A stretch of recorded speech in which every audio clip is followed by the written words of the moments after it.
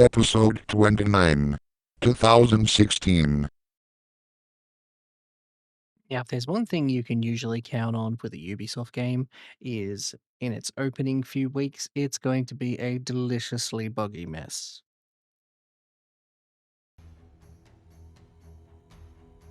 Now, shortly after The Division came out, me and my brother both got this from a Humble Bundle. Now, this wasn't it's discounted because nobody wanted Humble Bundle. I believe from memory there was actually a special charity event getting support from Ubisoft.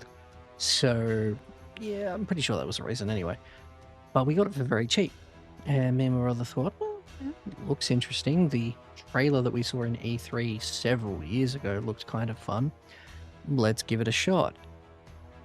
We ended up playing almost constantly for a weekend and beating the campaign very rapidly because we just enjoyed the game that much. The campaign, the quote-unquote single player, which you can play with friends, so it's kind of co-op, campaign was great fun. Story was very intriguing.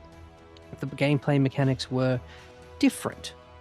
They weren't a standard shooter, and looter shooters were sort of a new thing, disregarding Borderlands. And it was a good, solid game from Ubisoft.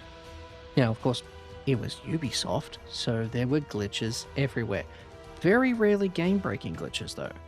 Mostly just hilarious graphical glitches or model glitches, like a character T-posing at you at full pace with a machine gun in his hand, or a character being stuck in a reload position so it looks like he's dabbing.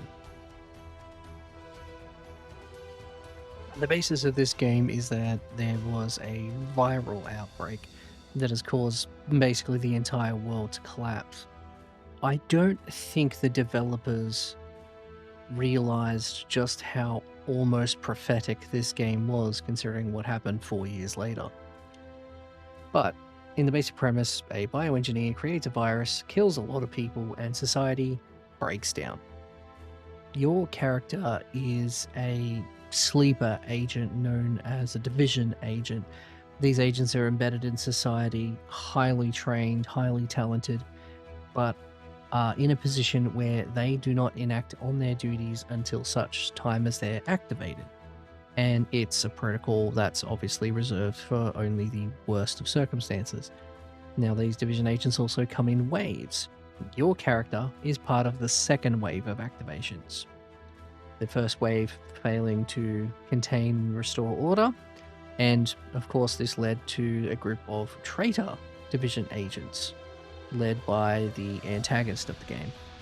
And now this leads to some interesting gameplay mechanics, because not only do you have to deal with these rogue agents, you have to deal with other factions, like the prisoners who have escaped from jail and created their own kind of criminal gangs, rioters who have lost faith in society and the government in general and have banded together in a ragtag rebellion of sorts, and then the cleaners, a group of sanitary workers from the city who believe the draconian solution of burning out the virus and burning everyone who's infected is the only way to save themselves.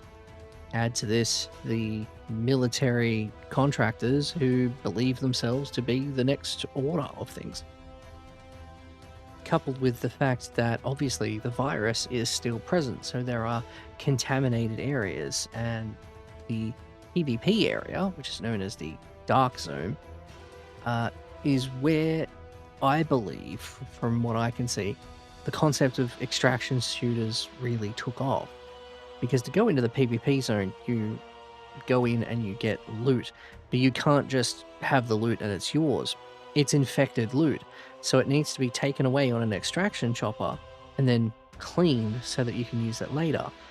While extracting, obviously, enemy PvP players can come and shoot you and take your loot, as well as obviously enemy NPCs. Alright, I've rambled enough, so let's get onto the scoring. Starting with fun factor. When this game came out, I was obsessed for a good 6 to 8 months. I played it repetitively. I played it with friends. I played it with my brother. I'm going to give this fun factor a 10. Graphics. Now, the graphics were solid, but especially compared to Battlefront of the year before, they weren't amazing. So I'd give this about an 8. Replayability. Now, unfortunately, with the sequel coming out, there's not really much support for this, and there's definitely no new content. There are some interesting things to do in the game, and going back and playing the campaign again after a few years might be entertaining, but all in all, it's a 4.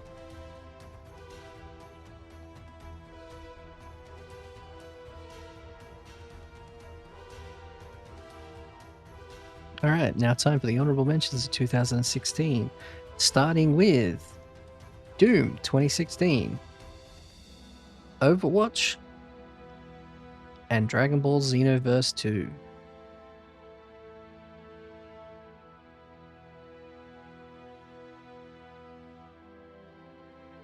Well, that does it for this episode.